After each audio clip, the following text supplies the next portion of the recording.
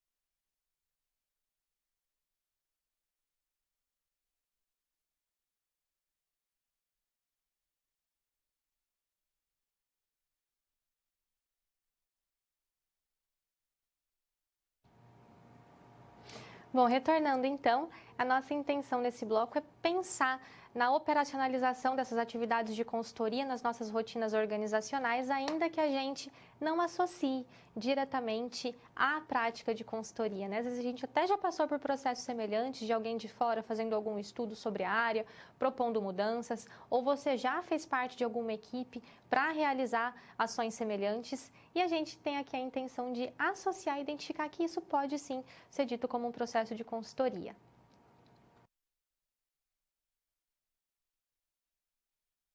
Em consultoria, em projeto de consultoria, é interessante a gente falar das competências que o consultor precisa ter. Então, é a lógica de pensar, mas quais habilidades, quais atitudes, quais conhecimentos, né? Se a gente for pensar em competências como um conjunto de conhecimentos, habilidades e atitudes que a gente pode desenvolver ou já ter, né, com relação a algum assunto muito específico, com alguma área. E aqui para o campo da consultoria em segurança, quais seriam, né, essas habilidades? E a gente pode até associar para outras áreas também, que algumas são competências mais gerais, que são úteis e necessárias para a atuação profissional mesmo de um consultor, independentemente da especificidade da área. Então, vamos comigo para o quadro para a gente conhecer e falar um pouquinho sobre essas competências. Primeira coisa, eu quero conversar um pouquinho com você sobre a ideia de capital intelectual. O que é isso? A gente pode associar o capital intelectual como os recursos humanos mais as suas competências essenciais necessárias para desempenharem de forma satisfatória suas funções e atingirem um nível de performance adequado. Então, é a mesma lógica de as organizações terem lá o seu capital financeiro para gerenciar. Além do capital financeiro, dos recursos que ela tem para operar, ela precisa também gerenciar o seu capital intelectual. Ou seja, as pessoas que a compõem, que são dotadas de competências essenciais, de habilidades, conhecimentos muito específicos e que agregam ali a organização. Então, é preciso gerenciar também esse capital, né, que é composto pelas pessoas que compõem as empresas. E aí também isso nos mostra, quando a gente fala da utilização de um consultor interno, né, que é esse uso dessas competências que ele tem aí com relação ao tema abordado. E a aprendizagem organizacional? Que outro conceito é esse? A aprendizagem organizacional a gente pode associar a todo aquele conhecimento que a gente constrói, que a gente aprende na organização. E não só na estrutura física, né, lá na organização, executando o meu trabalho, mas na execução das minhas atividades organizacionais, ainda que seja fora da estrutura física da organização. Mas tudo aquilo que é com relação à execução do meu trabalho, do exercício da minha profissão, e eu aprendo com isso, a gente chama de aprendizagem organizacional. E isso é muito específico. Isso é muito importante para a organização, ela olhar para esse processo de aprendizagem organizacional. Porque o que ele quer dizer? O quanto aquelas pessoas que compõem aquela organização aprendem juntas e constroem conhecimento juntas. Porque isso é um diferencial. Essas habilidades compartilhadas, esse conhecimento construído, esse processo de aprendizagem organizacional traz um diferencial para a organização que outras não vão ter. Porque as outras organizações são compostas por outras pessoas, que têm outros conhecimentos, outras habilidades, outras experiências e, por consequência, desenvolvem ali conhecimentos em diferentes processos. Então, é muito particular, cada organização tem o seu próprio capital intelectual e tem o seu próprio processo de aprendizagem organizacional. E são recursos que a organização precisa olhar e precisa pensar em como desenvolver e em como gerenciar, porque isso traz resultados positivos para ela. O que faz com que esse pessoal, esses colaboradores, consigam desenvolver raciocínio crítico, analítico, reflexivo, essa capacidade de solução de problemas, é tudo relacionado a esse capital intelectual e esses processos de aprendizagem organizacional, que daí podem sair, então, grandes consultores para olhar para essa organização e entrar nesse processo de melhoria contínua, ou até mesmo para construir projetos de consultoria específicos para a solução de problemas específicos ou para a identificação de lacunas aí que precisam ser melhoradas. Então, de maneira geral, é preciso ter esse olhar sobre esses dois conceitos, sobre o meu capital intelectual e sobre esse processo de aprendizagem que acontece no âmbito organizacional, da execução das atividades profissionais. Vamos para o quadro agora, porque eu tenho uma figura para vocês que vem para trazer essa diferenciação entre algumas competências essenciais ao profissional de consultoria. E eu quero até já fazer uma correção e já fazer aqui, chamar a sua atenção que nesse daqui não é soft, tá? Aqui a gente está falando de hard skills. Então, nós temos dois tipos, os soft skills e os hard skills. Então, a figura veio ali com o termo incorreto. As soft skills, que a gente chama, são os atributos da área afetiva. Então, são aquelas competências mais associadas ao relacionamento interpessoal. Resiliência, comunicabilidade, empatia, são competências que nós temos em maior ou menor grau, uns têm mais que os outros, uns têm uma mais desenvolvida que a outra, mas a lógica é pensar que são coisas mais subjetivas. Às vezes é uma aptidão que você já tem mais facilidade de se comunicar, às vezes você já é uma pessoa mais sociável, então isso é uma soft skill que você pode desenvolver, aprimorar ou você já tem. Já as hard skills, elas estão associadas às habilidades cognitivas, ou seja, elas partem normalmente do desenvolvimento de um processo de aprendizagem. É o que você aprendeu em cursos profissionalizantes, em capacitação, na universidade. São aqueles conhecimentos que você desenvolve de maneira mais prática e objetiva. O soft a gente chama de mais subjetivo e o hard de mais objetivo. Outro ponto que eu acho interessante que a gente pode associar aqui é aquela lógica de conhecimento tácito e explícito. Não sei se você tem familiaridade com esses conceitos, a gente vai conversar sobre eles agora, mas os soft skills a gente pode associar mais ao conhecimento tácito e o hard, essas competências mais das hard skills, ao conhecimento explícito. O que é isso, né? Falar um pouquinho disso com vocês. Quando nós falamos em conhecimento tácito, é aquele conhecimento que é muito específico de pessoa para pessoa, que você desenvolve com a sua experiência, com a sua vivência, com a forma como você cresceu e percebeu o mundo. Então, no seu exercício profissional, você tem lá as normativas do que você precisa fazer, de como você precisa fazer, das leis que você precisa seguir, código de conduta, que são questões mais objetivas, mas esse conhecimento tácito é aquele que você só tem, só você, a partir dessas experiências que você vai adquirindo ao longo desse exercício, ao longo das suas vivências, de saber solucionar um problema porque você já passou por alguma situação semelhante e você sabe como você deve agir ali, de criar ali uma experiência que te faz adotar uma postura que você só tem porque você teve esse conhecimento construído e, consequentemente, quando você vai transmitir esse conhecimento tácito para alguém, é muito mais difícil, porque ele parte de uma habilidade que você construiu com a sua individualidade. Já o conhecimento explícito é aquele mais formal, mais formalizado, mais fácil de ser transmitido por meio de manuais, por meio de cursos, né, de explicações, onde você consegue objetivamente saber o que você precisa fazer. Como se a gente for ver um código ali de conduta ou um manual que te mostra como manusear determinada ferramenta. E a experiência tácita seria alguma forma muito particular, algum jeito seu de realizar, de executar uma atividade com tanta eficiência e qualidade, mas que você que desenvolveu. E se você for explicar para alguém como deve ser feito, é difícil da pessoa conseguir fazer do jeito que você faz. Todos nós temos conhecimento tácito e explícito em diferentes campos, em diferentes coisas, né? Às vezes a gente começa, vamos pegar um exemplo bem básico. Você vai aprender a dirigir. Então, você tem aquele conhecimento explícito do instrutor te mostrando o que você precisa fazer, de ligar o carro, embreagem, o câmbio, enfim, ele vai te mostrar os processos. Isso é um conhecimento explícito que ele está transmitindo. Mas a expertise que aquele condutor tem de, em determinadas situações, conseguir evitar, por exemplo, um possível acidente, de conseguir adotar uma postura de um motorista bem preventivo, né, bem cuidadoso, cauteloso, que consegue resolver problemas ali no trânsito, saber como agir em determinadas situações, ele tem com a experiência dele. E é difícil ele transmitir isso para você. Esse conhecimento tácito do dirigir, você vai aprender na prática, dirigindo e passando por diferentes situações no trânsito. Quando a gente fala em soft skills e em hard skills, a gente pode associar esse processo também. Essas softs, que elas são mais interpessoais, às vezes fica difícil de você passar para alguém, né? Fica muito mais particular. Enquanto as hard, por serem mais cognitivas e especialistas, você consegue aprender e desenvolver no uso de materiais, como capacitação, cursos, entre outras ferramentas para construção de conhecimento. Para o consultor, é preciso ter tanto habilidades softs quanto hards.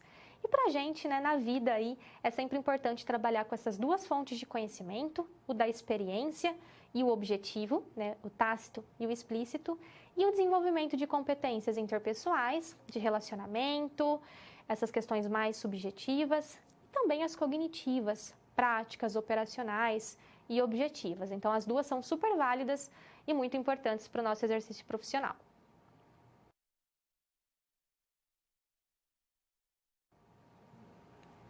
Falar em consultoria requer falar na gestão do projeto de consultoria. Então, a nossa intenção agora é falar um pouco sobre esse projeto, como ele se constitui e no que a gente precisa pensar, tentando trazer mais para o operacional, né? Às vezes fica meio abstrato, mas um projeto de consultoria tem tanta coisa que a gente precisa pensar. Quais são as questões principais que eu preciso me atentar ao construir esse projeto? Então, vamos para o quadro ver uma figura que ilustra essa tríade aí de pontos importantes que a gente pode associar como pontos críticos ou tripé crítico na gestão de um projeto de consultoria. A gente sempre associa ao escopo do projeto, a tempos e prazos e a custos. Esses aspectos são os principais quando nós falamos em projeto, em construção de um projeto de consultoria. O que seria esse escopo? O escopo, ele é um documento formal que define o que é o projeto de fato. No que consiste esse projeto? É feita essa análise, né, do contexto, das necessidades do cliente, o que a organização precisa resolver, e esse escopo vem para resumir e ilustrar isso. O que é o projeto, o que foi analisado, o que foi encontrado como demanda para ser solucionada, qual que é o objetivo desse projeto de consultoria, quais são as ações inerentes a esse projeto e as entregas. Então, ele vem para descrever no que consiste o projeto em si, em termos de objetivo, de ações a serem executadas e qual é o produto. Já os tempos e prazos diz respeito à lógica de qual que é o prazo que eu tenho para realizar esse projeto, em quanto tempo eu consigo realizá-lo. Daqui a pouquinho a gente vai falar justamente sobre essa diferença entre tempos e prazos, tá? Voltando aqui para o escopo, só para complementar, ele é o direcionador do projeto, tá? É o principal direcionador, ele é o documento orientador. E os custos? Os custos, eles dizem respeito à lógica do quanto isso vai me custar, quanto de investimento e quanto de fato eu preciso investir para que essas ações sejam passíveis de serem executadas. Continuando, falando agora dessa diferenciação entre tempo e prazo, são sinônimos? Não, tá? Não posso trazer como sinônimos. Quando eu falo em tempo, estou me referindo à quantidade, seja em dias, horas, minutos, que determinado profissional leva para executar alguma das atividades que estão ali no projeto. Então, tem-se essa lógica de identificar quanto tempo demora para uma atividade ser executada. Já o prazo, ele se refere a uma data, geralmente uma data limite, né, que determina quando que essa atividade do projeto deve estar concluída, de acordo aí com as especificações definidas para aquela atividade. Então, eu sei o tanto de tempo que leva e aí eu defino um prazo exequível, né? Senão, se eu não tenho essa definição exata de tanto de tempo que leva, eu posso criar um prazo aí impossível de ser realizado, alcançado, ou um prazo que não é condizente. Às vezes eu consigo terminar mais rápido, consigo otimizar a realização do projeto. Então, esses dois conceitos precisam estar muito bem definidos e alinhados. Um ponto que eu quero chamar a atenção de vocês aqui é que essa tríade, né, esse tripé de escopo, tempo e prazo e custo, é o que define a própria qualidade desse projeto. Porque o escopo, essa definição de tempo e prazo, e os custos, eles me permitem controlar esse projeto. Vamos pensar no que é o controle. Quando a gente fala em atividade e controle, né, vamos pensar aí nas atividades administrativas e gerenciais, que envolve planejamento, execução, né, organização, execução e controle. O controle basicamente consiste na ação de comparar o previsto com o realizado. Então, eu tenho uma previsão que veio de um planejamento pautado no que eu preciso fazer em termos de estratégia para alcançar o meu objetivo, para resolver um problema, para chegar num estágio que eu quero, e eu crio mecanismos para atingir esse objetivo. Para eu controlar, eu preciso ter indicadores e mecanismos que me levem a garantir que esse projeto está caminhando, que essas ações estão caminhando rumo ao meu objetivo. Imagine que, um exemplo fora do nosso contexto, só para a gente assimilar esse conceito de controle. Imagine que o seu objetivo é comprar um carro em tantos meses. E aí você verificou o valor do carro que você quer adquirir e dentro do seu planejamento, da sua estratégia, você definiu ali como meta guardar tanto de dinheiro por mês, seja para configurar a entrada ou o pagamento total do veículo, enfim. Você estipulou esse valor para ser guardado todo mês. Você vai chegar só no final do seu prazo para identificar na sua conta se o valor está lá? A lógica é, a cada mês, você verificar o previsto com o realizado. Eu previ que eu deveria ter na conta tanto guardado esse mês. Eu tenho? Está comparando o previsto com o realizado. Não tenho, e aí? Aí você vai identificar o desvio, o que te fez guardar menos. A partir dessa identificação, você cria um mecanismo de solucionar. E agora? Eu diluo essa diferença para os próximos meses, mês que vem eu guardo mais, como que eu resolvo esse problema aqui? Isso é controlar, tá? Se você não controla, o risco de não alcançar o seu objetivo é muito maior. Então, esse controle minimiza riscos. Quando eu defino o escopo, que é a minha estrutura do projeto, delimito tempos e prazos e custos, eu crio esses indicadores para controlar. Meu prazo está sendo atendido para essa atividade aqui? O tempo que eu previ de realização foi cumprido? Estou seguindo o escopo do projeto que me orienta com relação à execução das atividades? Estou dentro do orçamento? Então, ele te dá esses indicadores para controlar. Então, isso me fornece uma garantia, isso me dá uma qualidade de assertividade no que diz respeito ao alcance do meu objetivo lá na frente. Porque se eu estou controlando e estou vendo que está caminhando dentro do previsto, meu risco de não atingir o meu objetivo é bem menor. Então, essa tríade é super importante nesse contexto, porque ela está associada diretamente à qualidade do meu projeto de consultoria, porque ela delimita justamente essas prerrogativas inerentes ao processo de controle, tá bom?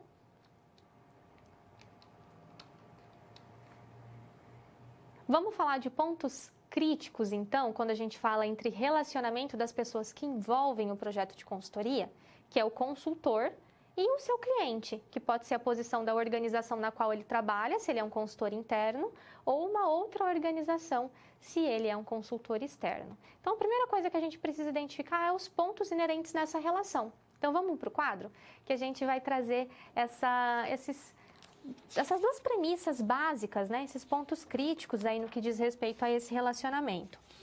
O primeiro de tudo é pensar na comunicação entre consultor e organização e no relacionamento entre essas duas partes. Primeiro de tudo é pensar no que configura o projeto. Da onde sai o projeto de consultoria? Da identificação de um problema, ou de uma lacuna, ou de uma situação que precisa ser melhorada. Mas quem que verifica, né, esse projeto, esse problema, essa lacuna, de onde ela surge? De maneira geral, a gente pode dizer que o diagnóstico de consultoria ele surge de uma observação das atividades, mais a comunicação, que é um fator determinante. Ou seja, é com a comunicação entre o consultor e o contratante, né, e a organização que quer solucionar o problema, a comunicação é determinante nesse processo para que o consultor tenha todas as informações que ele precisa para, de fato, identificar qual é o problema que precisa ser solucionado e como ele pode ser melhor solucionado.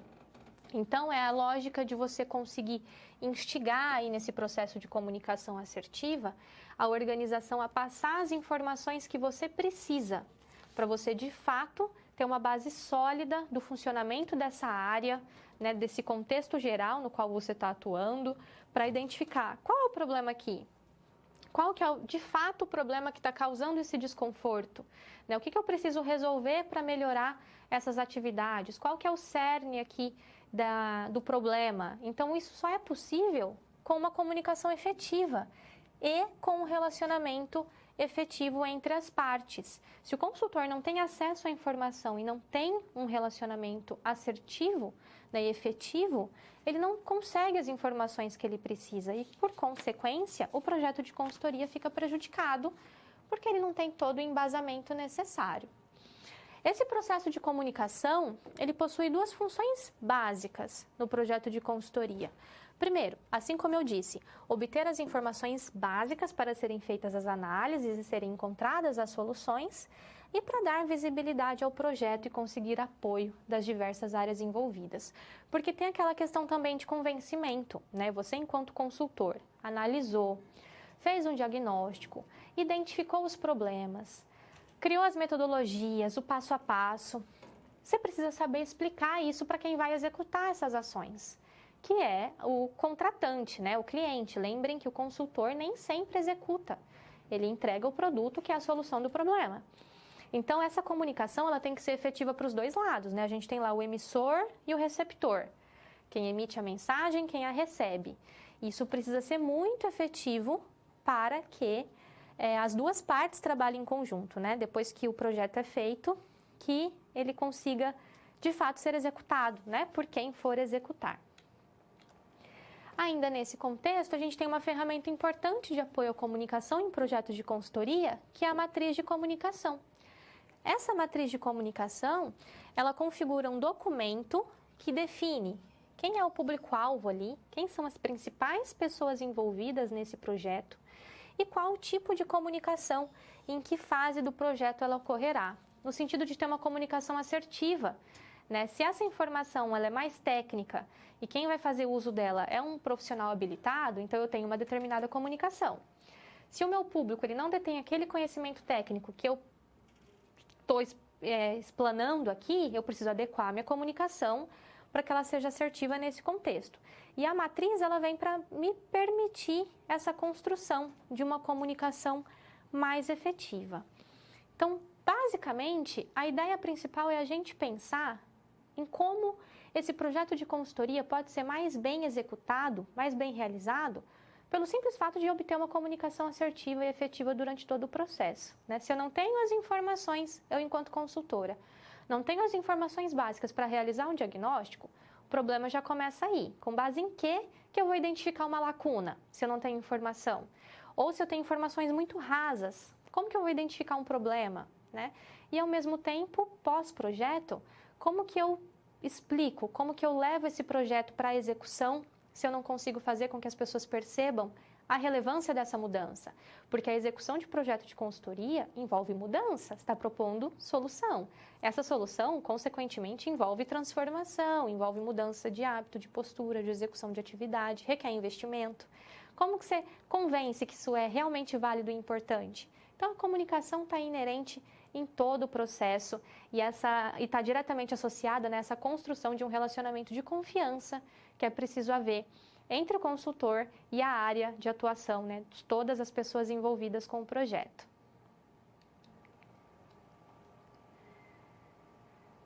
Associando teoria e prática, então, dentro do campo da segurança e partindo dos conteúdos que nós vamos conversando ao longo da nossa aula, eu te convido aí para o quadro para a gente dar continuidade à situação-problema que nós conversamos, para complementar aí o nosso entendimento da nossa situação hipotética aqui da cidade alfa. Então, ainda com relação à situação 1, lembra que você então se tornou consultor interno de segurança pública lá no município. Você e sua equipe, então, vocês estão se inteirando de todo o processo e começaram a idealizar como seria esse passo a passo da implantação do projeto de consultoria. Como ponto de partida, vocês construíram uma lista com os principais pontos críticos existentes na preparação e estruturação do serviço que vocês irão prestar ao município. Então, a gente está lá naquela primeira situação, dando continuidade a ela. Dentro dessa questão, então, buscando referências na consultoria de maneira geral, você e sua equipe identificaram os seguintes pontos. O que vocês precisam pensar? Lembre que vocês estão fazendo uma lista dos pontos críticos, do que é preciso ser pensado para poder construir um projeto de consultoria efetivo e válido aí. Então, vocês identificaram que um dos pontos críticos é a definição da metodologia, a identificação do mercado, a definição do produto ou serviço oferecido e a definição das competências essenciais que os consultores e os executores precisam ter nesse contexto. Essa é a listinha de vocês. Como preencher esses itens, então? O que vocês precisam saber? Lembrem que vocês estão no ponto de partida desse projeto de consultoria, para daí começar o diagnóstico e realizar, então, todo o projeto, né, de uma maneira geral. Então, uma forma, por exemplo, de resolver esses pontos críticos iniciais seria o seguinte: definição da metodologia, definição da problemática. Primeiro, para eu definir quais são os métodos que eu vou utilizar, para eu saber quais ferramentas, quais métodos serão colocados em prática no meu projeto, primeira coisa é identificar a problemática, a necessidade, qual é a lacuna, qual é o problema. qual é a necessidade desse projeto, o que ele visa resolver. Se nós estamos aqui falando de um município que tem uma demanda da sociedade e que por isso veio o projeto de consultoria, então eu preciso identificar essa necessidade da comunidade, né? Quais são as demandas dessa comunidade. Daí, para eu poder definir essa metodologia, eu preciso também construir o escopo do projeto. O que é esse escopo? É o documento orientador do projeto todo, que fala os objetivos do projeto, o que ele quer resolver, quais são as principais ações. Então, eu vou dando corpo a isso. Por consequência, eu tenho as atividades, o meu cronograma, tudo que precisa ser executado para criar para proporcionar, né, essa solução desse problema. Outro ponto da lista era a identificação do mercado. Quem é identificado? Qual que é o mercado? Seria a comunidade local do município que trouxe essa demanda, esse problema para ser solucionado. Definição do produto ou serviço. Qual seria esse produto ou serviço oferecido? Essa consultoria de otimização da gestão de segurança pública do município. O outro ponto da listinha de vocês, definição das competências essenciais. E aí a gente pode listar quais são as soft skills principais. Comunicabilidade, persistência, empatia e tantas outras que vocês podem julgar como importante. Relacionamento interpessoal, enfim, tantas outras subjetivas aí que podem ser úteis, né, para esse relacionamento, para essa solução de problemas. E as hard skills? Entendimento de processos de gestão, elaboração de indicadores críticos, cálculo de custos, ou seja, quais são os conhecimentos e habilidades operacionais que seriam interessantes vocês saberem para colocar em prática essa solução de problemas. Então, essa é a lógica, tá? Pensar nisso aí, pensem nesse exemplo aqui que a gente trouxe dessa situação-problema como algo que é super importante se a gente for pensar na estrutura, né, de um projeto. Isso dá um norte, porque quando a gente fala em projeto de consultoria, às vezes fica um pouco no campo da abstração, né, mas da onde que sai o meu escopo? Como que eu sei o método que eu vou usar? Qual ferramenta? O que eu vou propor? Isso dá um norte, né? As metodologias que eu vou usar, elas só vão ser passíveis de ser escolhidas, né, as ferramentas, os métodos, as ações, quando eu defino bem o meu problema, como eu penso como solucionar esse problema, para quem vai essa solução de problema, né? Como que isso vai ser percebido? Então, realmente parte de um estudo aí aprofundado, de um diagnóstico realizado, que vai me permitir identificar esse escopo, esses tempos e prazos, essa delimitação de atividades, os custos inerentes no processo, as pessoas envolvidas, quais habilidades elas precisam ter. Então, percebam que é algo complexo, né? E daí que a gente caracteriza a consultoria em si. Porque, às vezes, pode ser uma assessoria, pode ser um processo mais simples, sem uma delimitação estrutural, onde você orienta, executa uma atividade para solucionar um problema muito ocasional, muito específico. Agora, quando a gente traz essa robustez e essa complexidade, entra a prática da consultoria aí como bem útil, né, e necessária para a solução de problemas.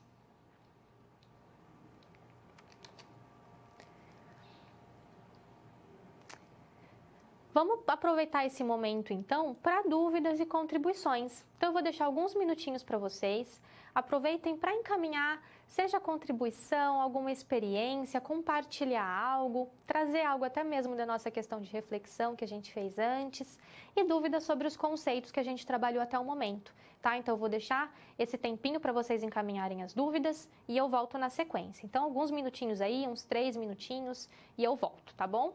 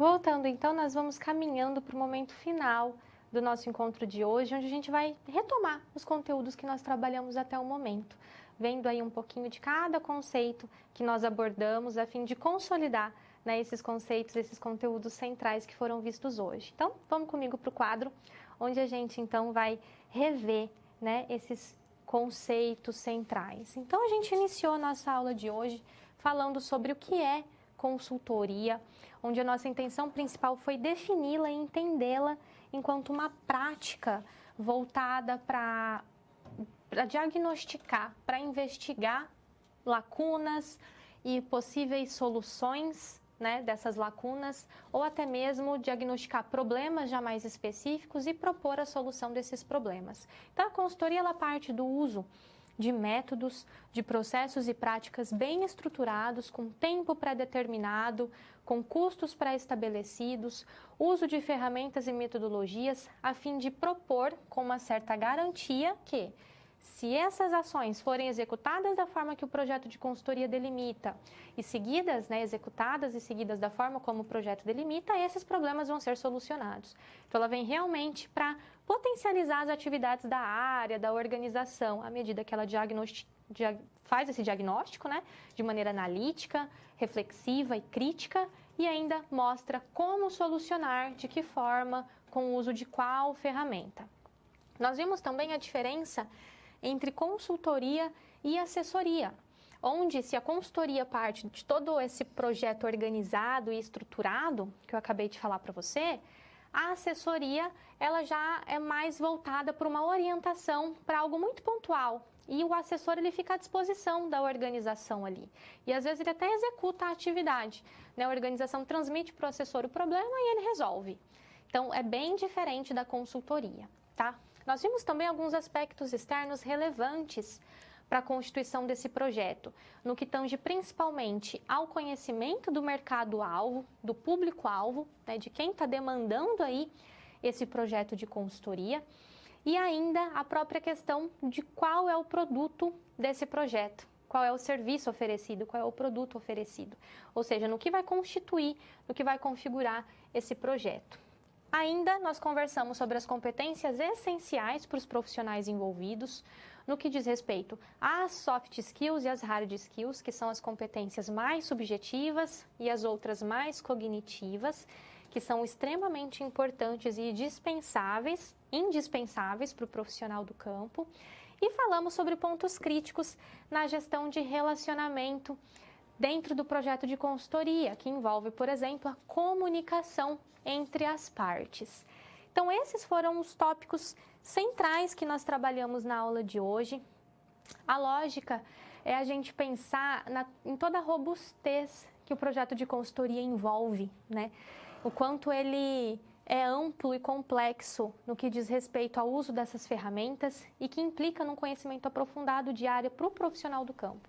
Então, no exercício da sua atuação profissional, a ideia é você assumir essa postura de consultor com um conhecimento de base, tanto técnico e operacional, quanto mais subjetivo, mais tácito, advindo da sua experiência, que te permite olhar para uma situação, estudá-la a fundo, verificar o que pode ser melhorado e construir um projeto bem estruturado, com começo, meio e fim, proposição de ferramentas e metodologias que sejam capazes, então, de garantir que, se for seguido dessa forma, esses problemas vão ser solucionados ou minimizados e vai haver aí uma melhoria nessa atividade organizacional de uma maneira geral.